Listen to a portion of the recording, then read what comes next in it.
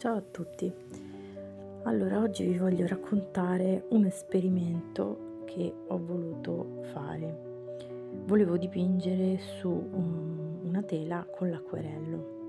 Ho comprato il ground Dania Smith, cioè una sorta di fondo, diciamo, che dà sulla tela per far sì che l'acquerello scorra e venga assorbito dalla tela anziché dalla carta. Evidentemente ho sbagliato qualcosa perché, come vedete da queste prime pennellate, non assorbe proprio.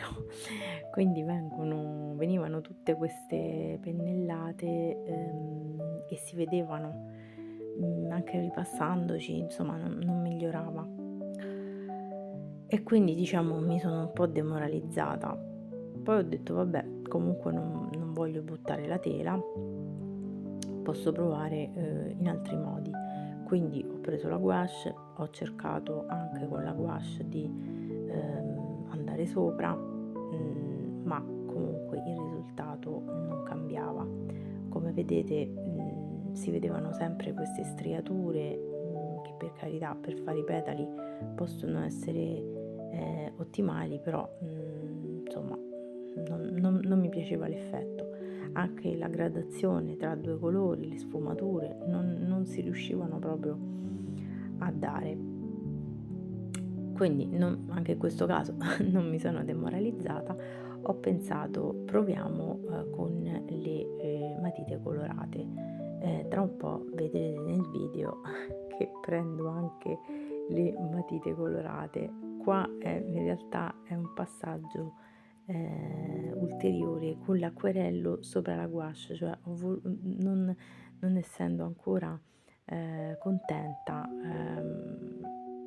ho riprovato perché ho pensato che strato su strato magari l'effetto cambiasse. Nel frattempo ho ricoperto tutto il quadro, ma qui diciamo che andava anche meglio, ma nelle zone di transizione tra un colore e l'altro vedete che si creavano queste brutte macchie, quindi non ero soddisfatta neppure in questo caso. Ecco qui, vedete che ho preso anche le matite colorate, ovviamente acquerellabili, cercando di, dare, senso a queste pennellate. Poi, come vedete, una volta che il colore asciugava, perdeva proprio, vivacità. Anche con le matite però non c'era questo gran risultato, anche perché lasciare solo matite non andava bene, quindi per dare colore più vivace le ho dovute acquerellare. Anche acquerellando le matite il problema non si è risolto.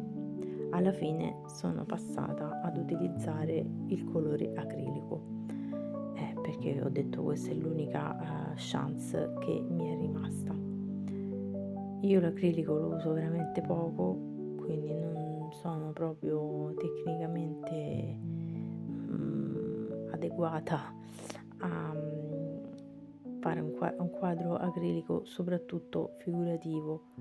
Astratto magari già è meglio, figurativo insomma, così così. Comunque non mi sono demoralizzata, non mi sono scoraggiata, ho continuato a dare, il colore acrilico.